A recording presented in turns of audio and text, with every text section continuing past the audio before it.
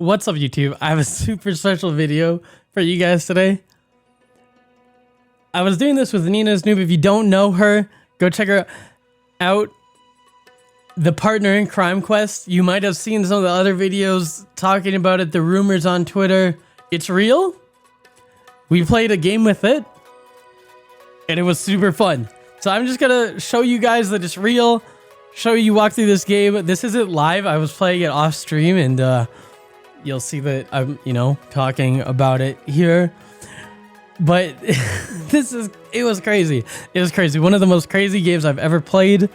We have a normal Slysssa start. So if you guys don't know, some of the conditions for getting this quest are every buddy in the lobby needs to, or every hero in the lobby needs to have a buddy available. So Togwaggle, the Naga heroes, Ozuma, anything that came out that doesn't have a buddy or came out after can't be in the game, because then it can't be offered, because when this quest gets offered, everyone in the game gets offered it.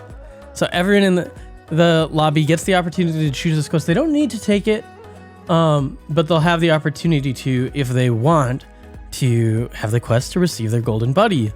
So here we see that there's a Eudora, a Graybo, Rakanishu, Edwin, Lich Bajal, Shutterwalk, Millhouse, and of course myself on the Slysssa all have buddies. Quite a few had pretty solid buddies. Millhouse, Lichby, really strong. Eudora's pretty interesting with the pirate setups. But Slysssa, I love APM comps, and Slyssa's golden buddy sort of works towards that. So I didn't have a ton of hero choices. I just had 2 because we were playing on EU without perks, so you don't need perks to get it. Any rumors about that aren't true. This lobby did have Nagas, so you can have this quest come up in Naga lobbies. Even though Naga will release after buddies, it still works. It's just that all the heroes need to be able to get buddies, and then everyone will be offered it. That's the only requirement that you're looking at. So here I'm just gonna grab 2 tickets, get our discover of 2 drops, not do anything too fancy. Gonna take the profit of the board just because being able to get that gem potentially next turn, even though the other 2 are peers, it might benefit me for being able to finish a quest, either doing a stat boost, or being able to get further gems by playing a cool board next turn. So that's why I took the profit of the board here. And then not feeling like that I need to use the gem right away, of course, because I'm pretty strong with 3 2-drops on board on turn 3. I'm very unlikely to lose here, so just holding that gem to potentially use it next turn when the quests are offered.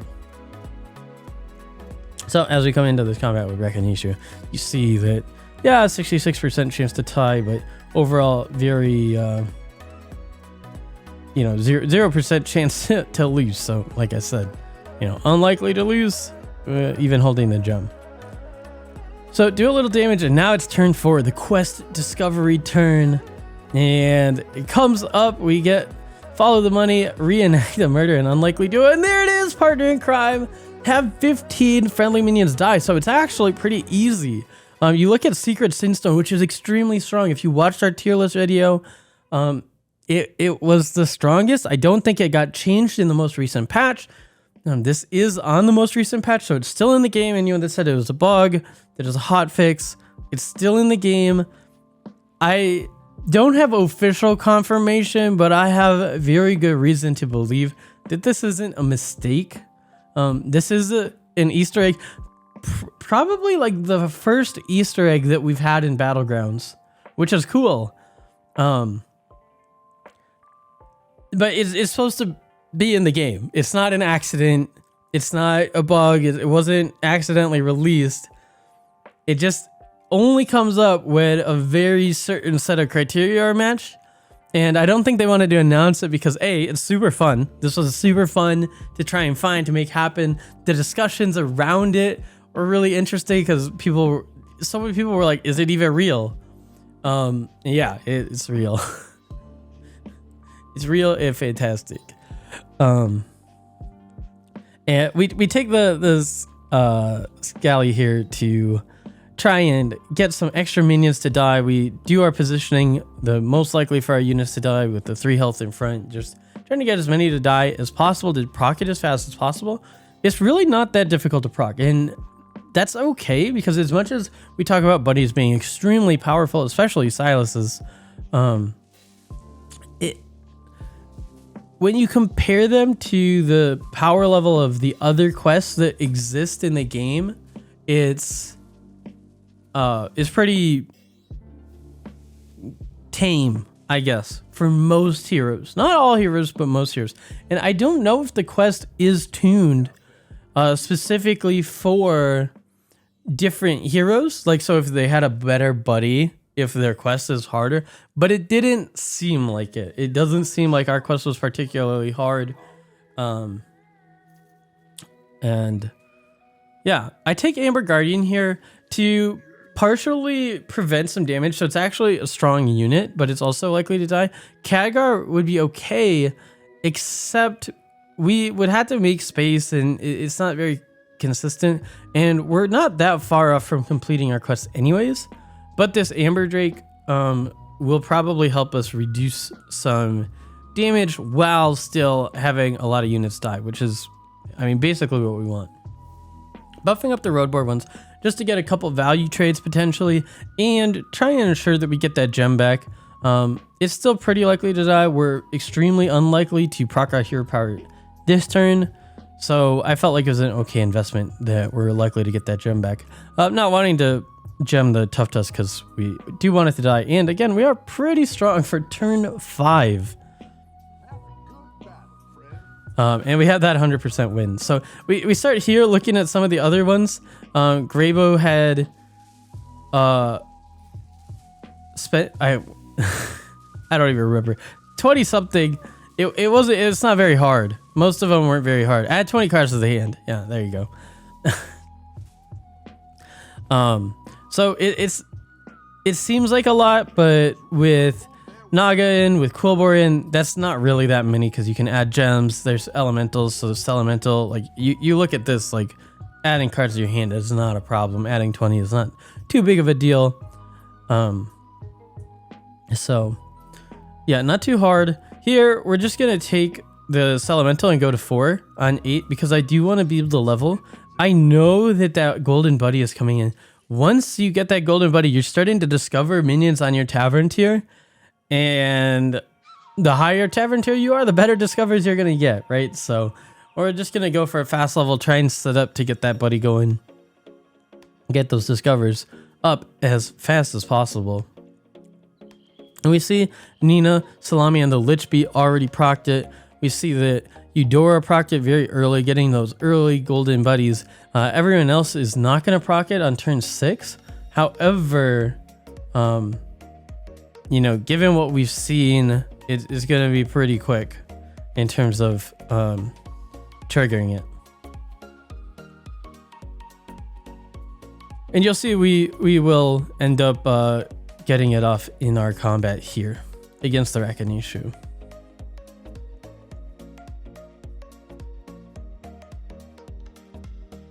So just waiting a second for that turn timer to run out.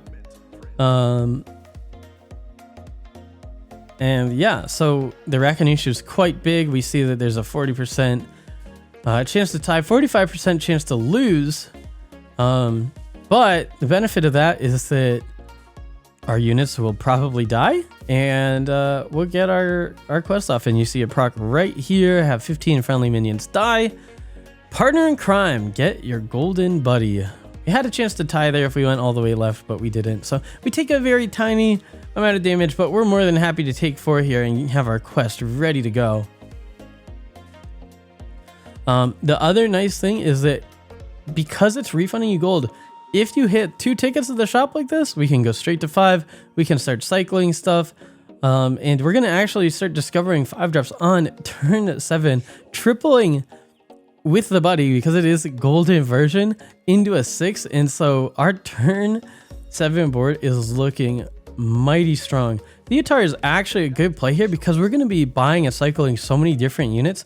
Those buffs are going to be really valuable. And we find a Bristleback Knight, so we have that with the Bronze Warden.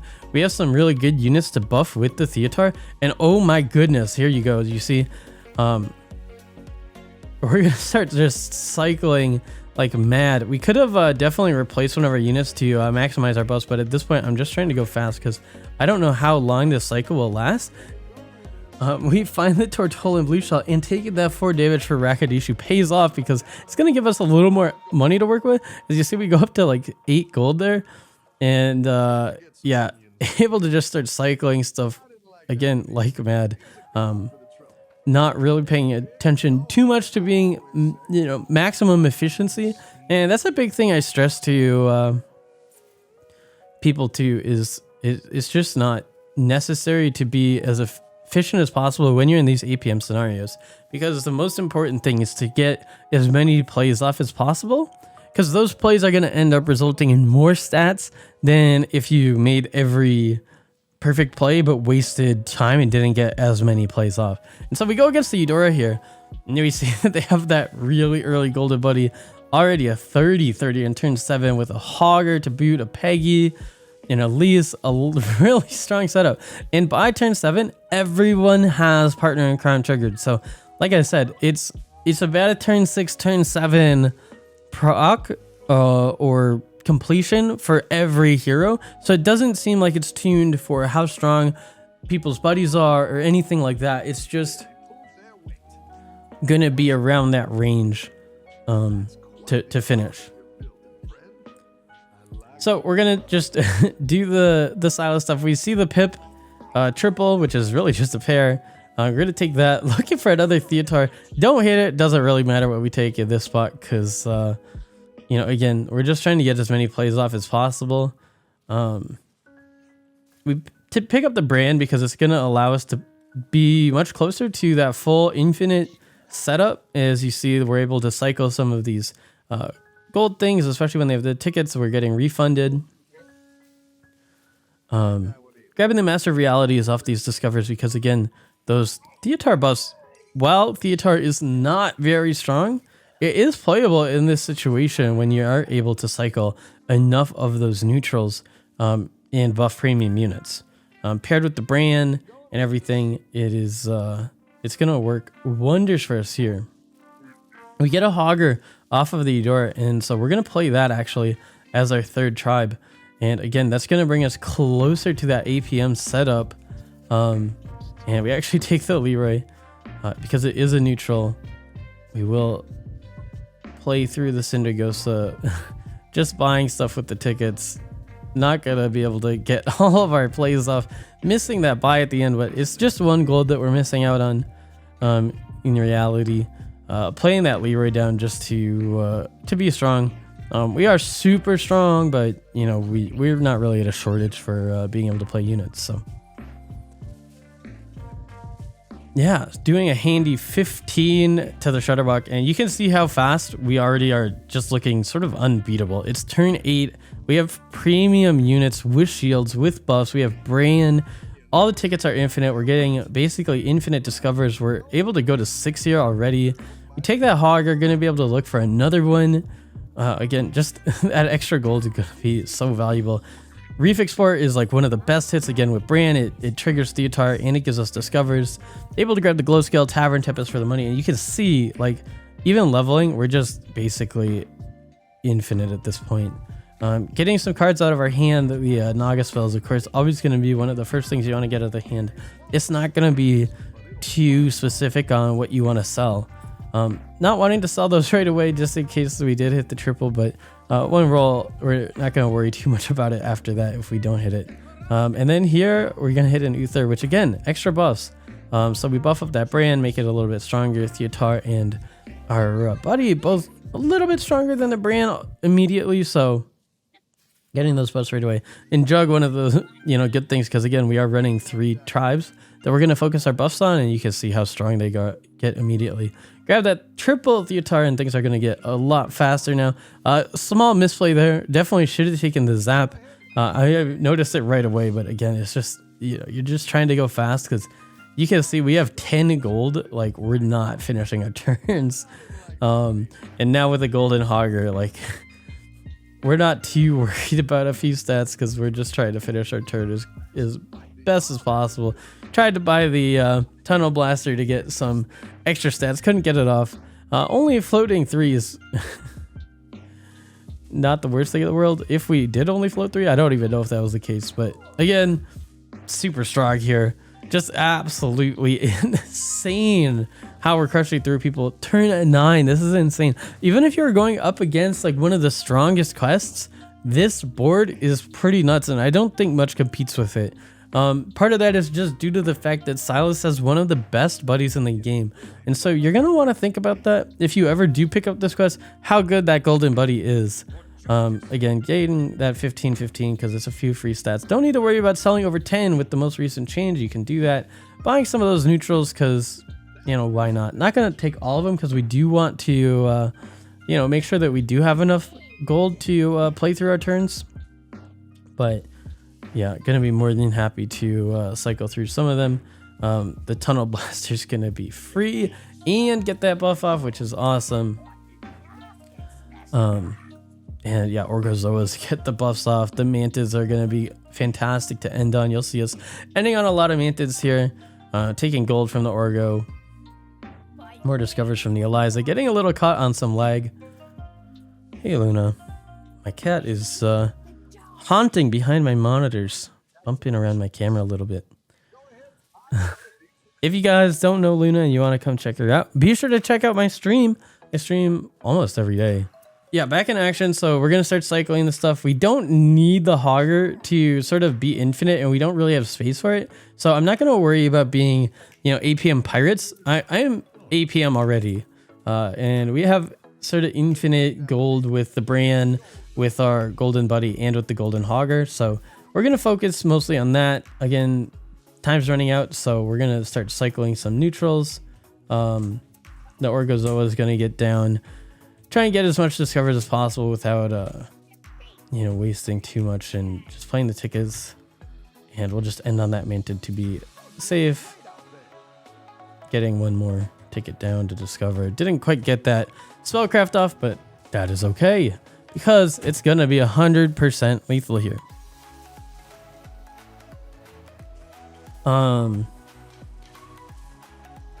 Yeah, so unfortunate for Rakanishu. Doesn't have the best buddy, and Nomi's just a little bit slow in these situations. So that will be the end of that. Picking up some of the Rendels here. Gonna sell through the Mantid, clear out our hand. The Mantid is easily replaceable because we're gonna be discovering so many 6-drops that I'm not too worried about, like, you know, oh, we're selling a Mantid off. It's gonna come back. You know, the other units on our board are much more core. We're going to cycle these neutrals because, again, we have just a lot of money in hand. That shell collector in hand is extra gold with the brand. So we have some coins on top of everything that we already have. And then we're going to... yeah, see, there's the Mantid again. We're going to grab this glow scale for the shield as well. We just have enough gold that an extra shield is super powerful. Yeah, Kagar, Theotar buff, salty looter with a ticket is just free money towards our discover. You can see how powerful this stuff is. I mean, it's turn 11 and we have 3 100 Divine Shield premium units, and it's just scaling fast. So we're going to be able to end on Mantids, cycle whatever we want. And here with the clock running down, we're just going to cycle through these Rendels, this Orgozoa, play our strong arm, get as much off as possible.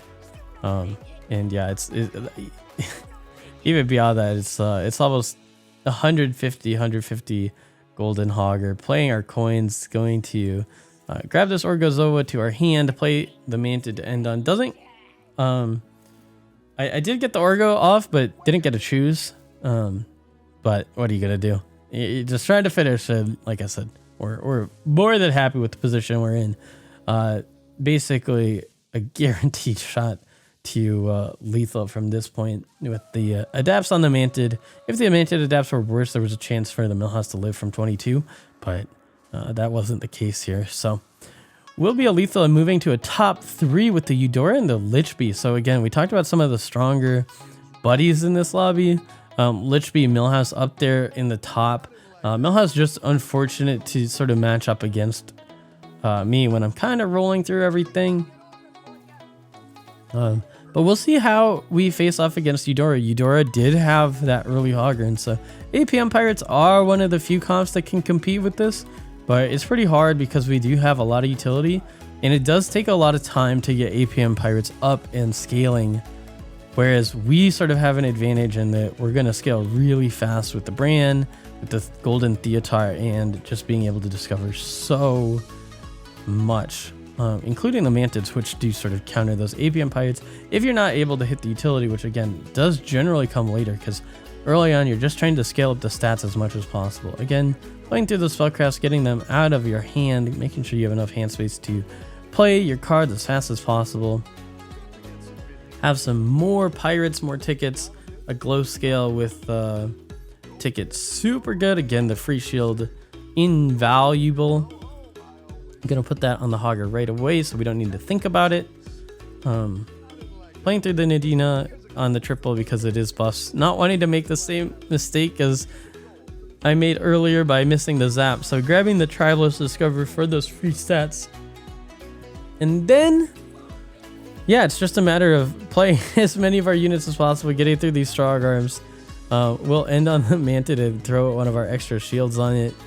Not having a chance to buy stuff at the end, so only floating 6 there though. Not bad, not bad. That's 100% win, 100% lethal. The Golden Buddy really strong, Golden Peggy, Golden Gold Grubbers, but wasn't able to hit the infinite gold Hogger setup, and so it's just not going to be enough to compete with our board on turn 12. And so we go to a top 2 against Nina on the Lichbee. So Nina organized this custom lobby. This was done in a custom lobby to guarantee that all the parameters were met. Because there's a lot of new heroes that don't have buddies. If any of those are in your lobby, you can't have this quest come up. And so that was something that we were trying to control for and check if it was in the game. So have a bunch of Mantids to end on. Again, just cycling through, getting as big as possible. We feel pretty strong here. Turn 13, there's not going to be much to compete with us. And Lichbee's buddy is great, but it gives you a little bit of extra gold every turn for free because you are able to hero power without taking damage. But the stat gain isn't that great in the long run. It does get outscaled by proper scaling, and so we sort of see that coming up here as we just cycle through everything as fast as possible. Not taking the Rendell, not having enough gold to really warrant it. So playing through stuff, end up buffing the brand. This will be a little bit silly when you see the end of this game, but again, we're just trying to go as fast as possible. Not really thinking about, every single play till our end here. Just trying to get as many stats down as we can. We do hit the 20 seconds, and so we'll see the rope pop up. We start buying stuff to go quickly. Grabbing the snap this time again. Making sure we get those neutrals. Cycling the Elise for the stats. And do we get the Life Fang through? I'm not sure. I don't think so. I think we just try and end as fast as possible. Get the taunt to improve our adapts. And I meant to play the other Manta there instead of the brand, but didn't have enough time. And it's almost a guaranteed win. So after we got our golden buddy, we were pretty much unstoppable. We lost our huge Bristleback Knight to the Leroy, and it still just wasn't enough. Nina was able to set up a golden Tarek, but yeah, just plenty of stats to see at the end there, and yeah, taking a quick win. So I hope you guys enjoyed this experience. It's real. Partner in Crime's real. And be sure to like, comment, and subscribe if you liked this sort of content so that we know to bring you more. I'm so happy. And we got a YouTube video too. Pog.